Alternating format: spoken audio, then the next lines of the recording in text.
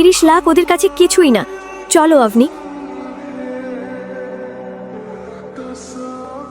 কিন্তু কবির সম্পর্কে এমন একটা সত্য আভনি খুব ভালো করেই জানত। কবির হলো শেখর আনন্দের একমাত্র ছেলে, যিনি চ্যারিয়ট গ্রুপের ভাইস চেয়ারম্যান। ছোটবেলা থেকেই সে ছিল একজন প্লে বয়। প্রতি তৃতীয় মানুষের সঙ্গেই মেয়েদের কথা উঠত। প্রতি 4 দিনে কোনো না কোনো নতুন মেয়ে তার শিকার হতো। তার বিরুদ্ধে বহু কেস ছিল, কিন্তু শেখর আনন্দের ক্ষমতা আর প্রভাব এতটাই শক্তিশালী ছিল যে কেউ তার কিছুই করতে পারেনি।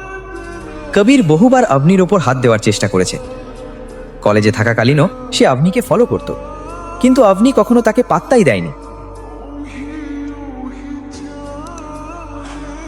অন্যদিকে এতক্ষণ শান্ত থাকা গৌতম কবিরের নাম শুনেই রেগে উঠল, কিন্তু সেই মুহূর্তে কেউ তার কথা শুনতে রাজি ছিল না। সে সঙ্গে সঙ্গে ফোন বের করে শোরুম থেকে বেরিয়ে গেল।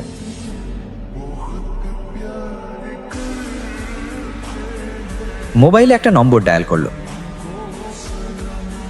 কল লাগতেই রিংটোন শোনা গেল, আর তার হার্টবিট দ্রুত বাড়তে লাগলো। হ্যাঁ বলছি। হ্যালো মুন্সিজি, কেমন আছেন? সেই সময়ে সে যার সঙ্গে কথা বলছিল তিনি আর কেউ নন, মুন্সি ছিলেন কমল স্বরূপ, যিনি রঞ্জহরের রাজ পরিবারের